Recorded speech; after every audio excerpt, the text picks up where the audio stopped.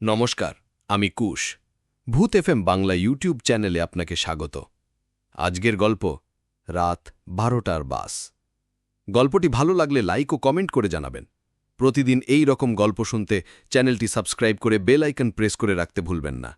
শুরু করছি রাত 12টার বাস। গভীর রাত। রায়গঞ্জ শহরের এক কোনায় নির্জন কাঁঠালতলা মোড়। দিনের বেলা ব্যস্ত এই মোড়টি রাত নামতেই যেন ভূতের শহর হয়ে যায়। বাতির আলো ঝাপসা, ঝিঁঝি পোকার ডাক, দূরে কুকুরের হুক্কা হুয়া।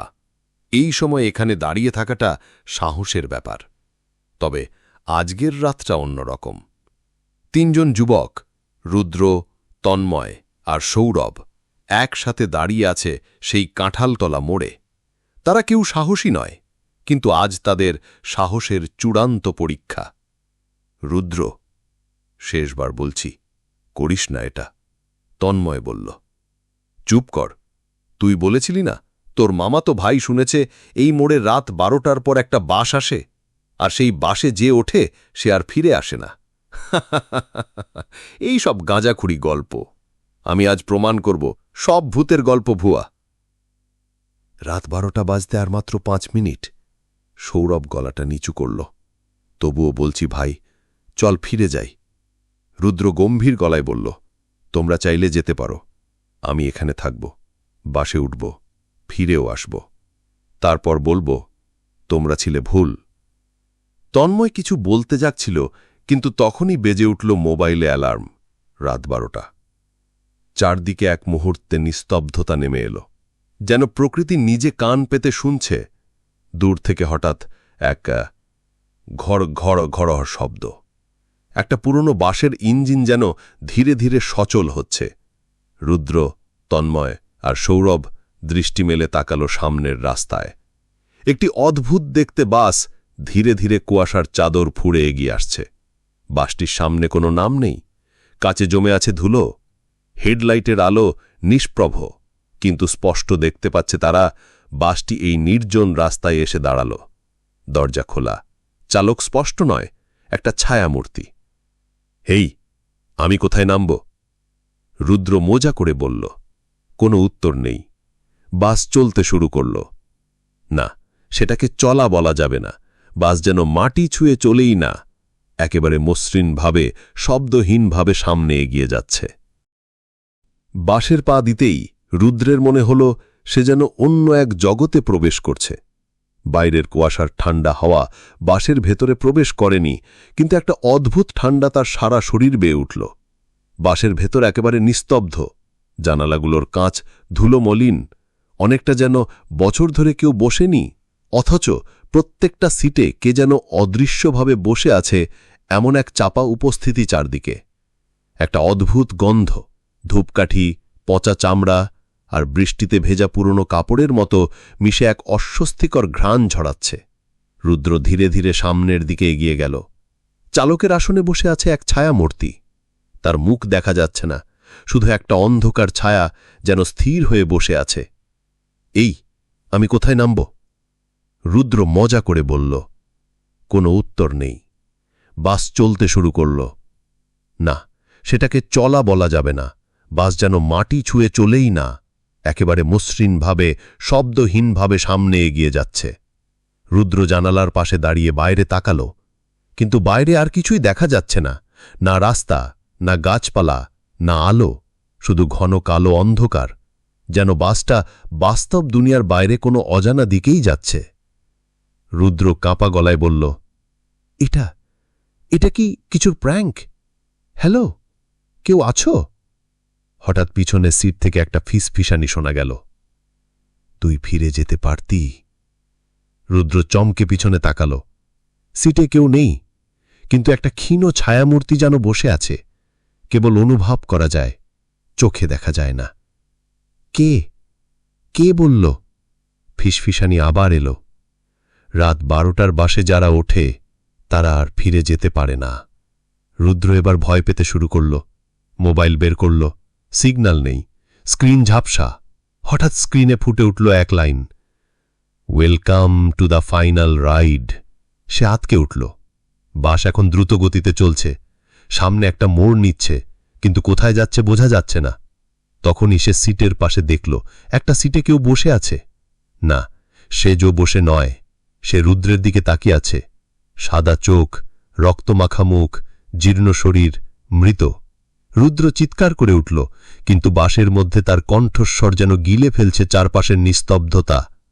আরও পাত্রী ধীরে ধীরে উকি দিচ্ছে সিটের আড়াল থেকে। 1 জন, 2 জন, 5 জন, সব মৃত। চোখের মনি নেই, জীর্ণ হাড়, সর্বস্ব মুখ, রক্তাক্ত পোশাক, যেন যুগের পর যুগ ধরে এই বাসেই আটকে আছে। তারা সবাই রুদ্রের দিকে তাকিয়ে ফিস ফিস করে বলছে, তুই এবার আমাদের একজন, আমাদের মতো চিরদিনের যাত্রী। রুদ্র বাসের দরজার দিকে দৌড় দিল। দরজা বন্ধ। চালকের কাছে গিয়ে বলল, দয়া করে থামান, আমি নামতে চাই। চালক ধীরে ধীরে মুখ ঘোরাল। তার মুখ ছিল না, শুধু একটি গহ্বর, মুখহীন এক অন্ধকার গহ্বর। সেই গহ্বর থেকে একটা ঠান্ডা বাতাস বেরোল। রুদ্র দম বন্ধ হয়ে যাওয়ার মতো ভয় পেল, চোখ বন্ধ করল, বুক ঠুকতে লাগল। না, এটা স্বপ্ন, স্বপ্ন। কিন্তু বাস থামছে না। চারদিক অন্ধকার। সিটগুলো এখন যেন জীবন্ত, রক্ত চুইয়ে পড়ছে। মৃত যাত্রীরা ধীরে ধীরে উঠছে, হাঁটছে তার দিকে। আর রুদ্র, সে শুধু ছুটতে চাইছে, নিজের প্রাণের জন্য, মুক্তির জন্য, কিন্তু কোথাও কোনো দরজা নেই। বাস হঠাৎ এক প্রচণ্ড ঝাঁকুনির সাথে থেমে গেল। রুদ্র যেন মেঝেতে পড়ে যাচ্ছিল, কিন্তু আশ্চর্যভাবে সে ভারসাম্য হারায়নি। দরজাটি ধীরে ধীরে ক্যাঁ ক্যাঁ করে শব্দ করে খুলে গেল। বাইরে কি আছে দেখা যাচ্ছে না, কুয়াশার মতো কোনো ঘন অন্ধকার সব ঢেকে রেখেছে। কিন্তু দরজা খোলা মানেই মুক্তি। এই বিশ্বাসেই সে এক মুহূর্ত না ভেবে নিচে নামল। নিচে নেমেই সে থমকে গেল। চারপাশে যেন কোনো জগৎ নেই, শুধু সাদা কুয়াশা। নিচের মাটি কেমন যেন সাদা বালি বা ছাইয়ের মতো। মাথার উপর আকাশ নয়, কেবল ধূসরতা। এইটা কোথায় এলাম আমি? রুদ্র ফিস ফিস করে বলল। হঠাৎ সে শুনতে পেল পায়ের আওয়াজ। সে ঘুরে তাকাল। বাসের ভেতর থেকে নামছে মৃত যাত্রীরা। হ্যাঁ, তারা ধীরে ধীরে নেমে আসছে, আর প্রতিটা মুখে এক ভয়ঙ্কর চাহনি। কোনো শব্দ নেই, কোনো কথা নেই, শুধু চোখ গেঁথে আছে রুদ্রের ওপর। রুদ্র পিছিয়ে গেল, হাঁটু কাঁপছে। তখনই তার সামনে একটা কুয়াশার মধ্যে গড়ে উঠতে লাগলো একটা গেট, পুরনো দিনের একটা ধ্বংসপ্রায় ফটক, যার ওপরে বড় বড় হরপে লেখা, বিপর্যস্ত আত্মার বিশ্রামস্থল। গেট খুলে গেল আপনা আপনি। ভিতরে দেখা গেল একটা পুরনো গ্রামের মতো কিছু কাঠামো। দেয়াল নেই, ছাদ নেই, শুধু ধ্বংসস্তূপ। রুদ্র সেই দিকেই এগিয়ে গেল। চারপাশে মৃতরা হাঁটছে। এক একজনের চেহারা আরও বিকৃত, যেন কেউ তাদের মুখ ছিঁড়ে দিয়েছে। তাদের পোশাক ছেঁড়া, শরীরের একাধিক অংশে ছোপ ছোপ দাগ। কেউ তো দাঁতহীন হাসে, কেউ চোখ না রেখেই রুদ্রের দিকে তাকিয়ে থাকে। হঠাৎ একটা ছোট্ট ছেলে মেয়ে তার পাশে এসে দাঁড়াল। 2টো মৃত শিশু, মাথা কাটা, গলা কাটা, তবুও মুখে অদ্ভুত হাসি। তুই নতুন? মেয়েটি ফিসফিস করে জিজ্ঞাসা করল। আমি ফিরে যেতে চাই, রুদ্র গলা শুকিয়ে বলল। ছেলেটি হাসল। যারা বাসে ওঠে তারা আর ফেরে না, কিন্তু একটা উপায় আছে। রুদ্র আশার আলো খুঁজে পেল। কি উপায়? বলো। মেয়েটি চোখ বড় বড় করে বলল, তুই যদি বাস থেকে নামার আগে আরেকজনকে তার জায়গায় আনতে পারিস, তবে তুই মুক্তি পাবি। রুদ্র কাঁপতে কাঁপতে বলল, মানে? কাউকে নিয়ে আসতে হবে? অন্য কাউকে ওই বাসে উঠাতে হবে? 2টো মৃত শিশু একসাথে মাথা নেড়ে বলল, ঠিক তাই। রুদ্র কাঁপা গলায় বলল, তাহলে আমি কি? হঠাৎ তার স্মৃতিতে ভেসে উঠল তন্ময় আর সৌরভ। তারা তো এখনো জীবিত। রুদ্রের মাথায় অন্ধকার নেমে এলো। মুক্তির দরজা খুলছে, কিন্তু তার মূল্য কি? বন্ধুকে বলি দেওয়া? আর সেই মুহূর্তে সে শুনতে পেল দূর থেকে বাস আবার ডাকছে, এক ভয়ঙ্কর, গভীর, গর্জনময় ডাক। আর এক যাত্রী, আর এক যাত্রী। রুদ্র বসেছিল এক বিরাট ধ্বংসস্তূপের ধারে। চারপাশে মৃতদের স্তব্ধ উপস্থিতি। তাদের কেউ কেউ হাঁটে বেড়াচ্ছে, কেউ মাটিতে বসে পাথরের মতো তাকিয়ে আছে শূন্যে। কারোর মুখে অদ্ভুত হাসি, আবার কারোর চাহনি শুধুই শীতল। রুদ্র যেন ঘোরে চলে গেছে। তার মাথায় শুধু একটা কথাই ঘুরছে, তুই যদি কাউকে নিয়ে আসতে পারিস তবে তুই বাঁচবি। হাতে মোবাইল নেই, সময় বোঝা যাচ্ছে না, তবে তার মনে হলো বাস আবার ফিরে আসবে, আর তখনই তার সুযোগ। সে কুয়াশার মধ্যে হাঁটতে লাগল। কেমন যেন একটা অদৃশ্য শক্তি তাকে টেনে আনছে আবার সেই বাসের দিকে। দূরে একটা আলোর রেখা, সেই দিকেই সে এগিয়ে গেল। বাস আবার দাঁড়িয়ে আছে, দরজা খোলা, চালক সেই আগের ছায়ামূর্তি। সে স্থির, মাথা নিচু করে বসে আছে। বাসের ভেতর থেকে যেন এখনো মৃতদের শ্বাস প্রশ্বাস শোনা যায়, আর জানালার কাছে জমে থাকা ঘাম আর রক্তের দাগ যেন বলছে, তুই ফিরেছিস, কাজ সার। রুদ্র বাসের সামনে দাঁড়িয়ে ফিস ফিস করে বলল, তুমি বলেছিলে যদি আমি কাউকে আনতে পারি। দরজা ঝক কুড়ি বন্ধ হয়ে গেল। তারপর সব অন্ধকার। পরবর্তী দিন রায়গঞ্জ শহর। তন্ময় আর সৌরভ বসেছিল থানার পেছনের মাঠে। তারা রাতে ঘুমোতে পারেনি। রুদ্রের ব্যাপারে থানায় জানিয়েছিল, কিন্তু কেউ বিশ্বাস করেনি।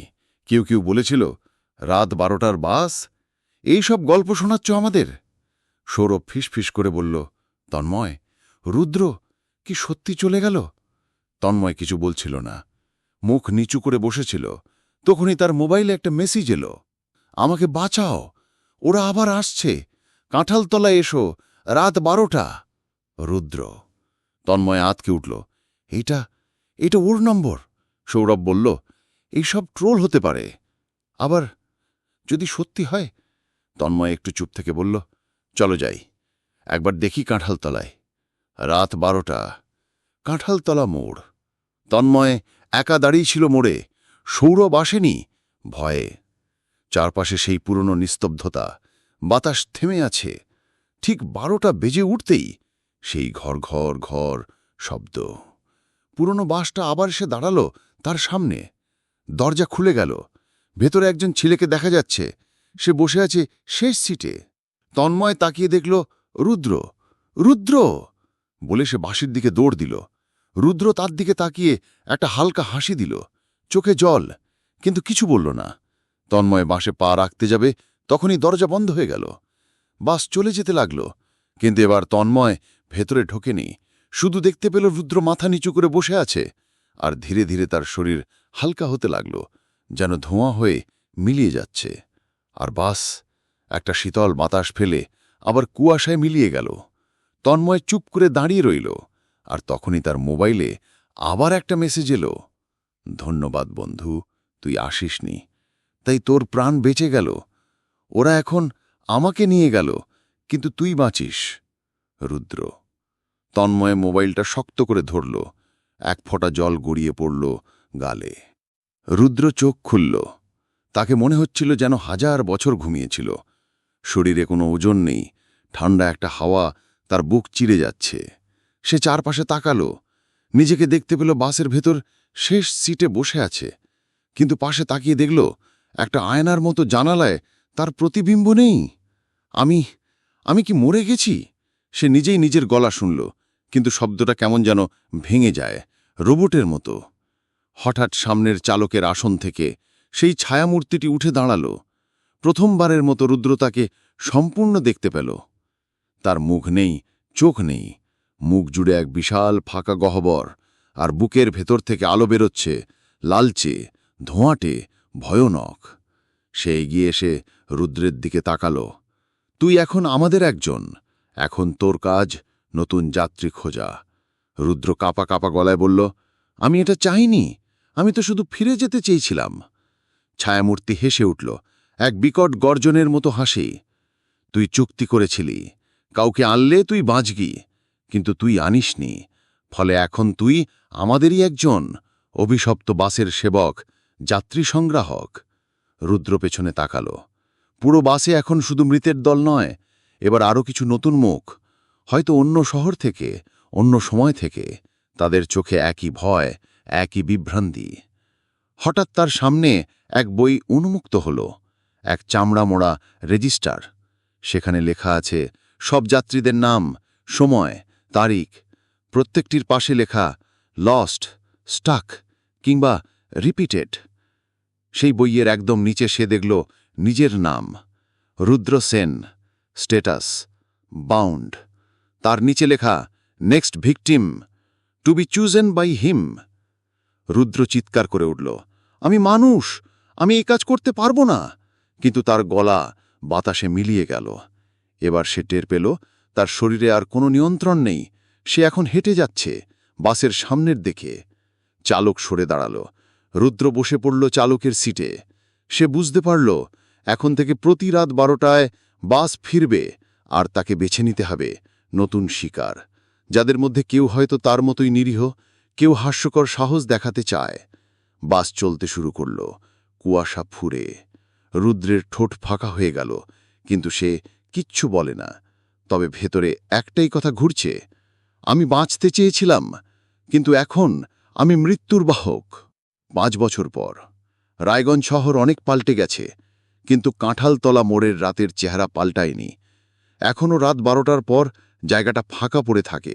কেউ যেতে চায় না, কেউ নামও নিতে চায় না। তবু এক রাতে সেই মোড়ে দাঁড়িয়েছিল একজন মেয়ে।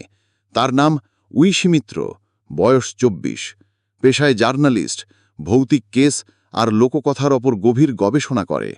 তার দাদা তন্ময় মিত্র বহু বছর আগে থেকে মানসিক ভারসাম্য হারিয়ে চুপ করে থাকে। শুধু একবার বলেছিল, রুদ্র বাঁচতে চেয়েছিল, কিন্তু বাস। তারপর থেকে কথা বন্ধ। ঐশী সেই কথা ভুলতে পারেনি। সে খোঁজ খবর নিতে গিয়ে শহরের পুরনো মানুষের মুখে এক কাহিনী পেয়েছে, রাত 12টার বাস। তন্ময় আর রুদ্রের নাম বারবার ঘুরে আসে। আজ সে এসেছে সেই মোড়ে, একাই। রাত 11:59। সে একটা হিডেন রেকর্ডার চালু করল, মোবাইল ভিডিও অন করল। 12টা বাজল। দূরে আবার সেই শব্দ, ঘর ঘর ঘর। কুয়াশার মধ্যে থেকে একটা পুরনো বাস ধীরে ধীরে এসে দাঁড়ালো। সেই একই পুরনো ডিজাইন, জানালায় জমে থাকা রক্তের দাগ, আর দরজায় লেখা নেই কিছুই। দরজা খুলে গেল। ঐশী শ্বাস নিয়ে বাসে পা রাখল। বাসে ঢুকতেই সেই ঠান্ডা, সেই নিস্তব্ধতা তাকে ঘিরে ধরল। সে মাথা উঁচু করে বলল, তোমরা যদি সত্যি থাকো তাহলে এসো, আমি এসেছি তোমাদের সত্যটা প্রমাণ করতে। সামনে এক ছায়ামূর্তি বসেছিল চালকের সিটে। সে ধীরে ধীরে মাথা ঘুরিয়ে তাকালো। তার মুখে আলো পড়তেই ঐশী চমকে গেল। চেনা মুখ, রুদ্র, কিন্তু চেহারা মৃত, চোখে বেদনা। অথচ এখন সে চালক। ঐশী ফিসফিস করে বলল, তুমি রুদ্র সেন, আমি জানি, আমি তন্ময়ের বোন। রুদ্র কিছু বলল না। বাস চলতে লাগল। এই প্রথমবার কেউ বাসে উঠে ভয় পায়নি। ঐশী চোখ বন্ধ করে বসে রইল, রেকর্ডিং চালু রেখেই। বাস এবার সেই ধ্বংসস্তূপ এলাকায় পৌঁছল। দরজা খুলল। ঐশী নামল। দেখল সেই মৃতেদের শহর। ছায়ামূর্তিরা হাঁটছে, কাঁদছে, হাসছে। পাথরের নিচে কবরের মতো বসে আছে আত্মারা। কেউ কেউ হাতে চিরকুট ধরে বলছে, আমার নামটা লিখে রাখো, মনে রেখো। ঐশী মাথা নিচু করে এক মৃত শিশুর দিকে তাকালো। সে বলল, তুমি কি ট্র্যাপড? আমি তোমায় মুক্ত করতে পারি। শিশুটি শুধু বলল, যদি কেউ নিজের ইচ্ছায় বাসে ওঠে, ভয় না পেয়ে, তবে শৃঙ্খল কাটে।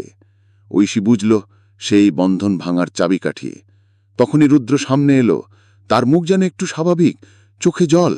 সে বলল, তুমি আমাকে চিনলে? ঐশী এগিয়ে গিয়ে বলল, তুমি রুদ্র, আমার ভাইয়ের বন্ধু। আজ আমি তোমার সত্য সবাইকে জানাব। রুদ্র ধীরে ধীরে মাথা নিচু করল। তার চোখে অশ্রু। এক অদ্ভুত আলো জ্বলে উঠল চারিদিকে। ছায়ামূর্তিরা থেমে গেল। বাস হঠাৎ কেঁপে উঠল, আর রুদ্র ধীরে ধীরে মাটি থেকে উপরে উঠতে লাগল। আলোয় মিলিয়ে যেতে যেতে বলল, তুমি আমাদের মুক্ত করলে, এখন বাস থামবে চিরতরে। ঐশী মোবাইলটা শক্ত করে ধরল, ক্যামেরা চালু। সব মিলিয়ে যেতে লাগল। বাস, মৃতেরা, সেই ধ্বংসস্তূপ এলাকা। ঐশী মাটিতে পড়ে গেল অজ্ঞান হয়ে। সকালে কাঁঠালতলা মোড়ে কিছু লোক দেখল একজন মেয়ে পড়ে আছে মাটিতে। তার হাতে ধরা মোবাইলে একটা ভিডিও রেকর্ডিং চলছে।